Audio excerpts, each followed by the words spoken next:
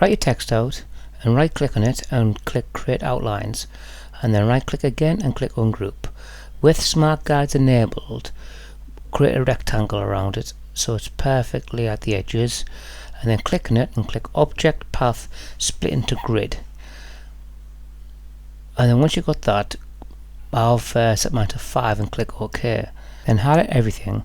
Then with your shape builder tool, just want to delete everything that's outside of the letters, just like I'm doing there. I'm just going to speed this bit up, and there might be some little straggly bits, so just go through it and make sure you delete everything.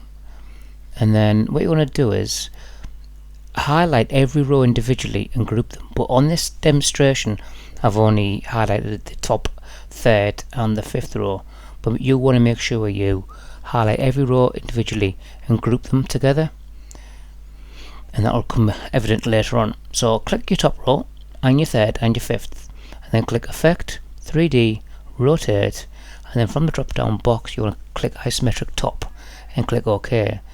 Now with your grouped 3rd, 2nd and 4th line, you want to choose Isometric Left from the drop down menu and click the shading option there.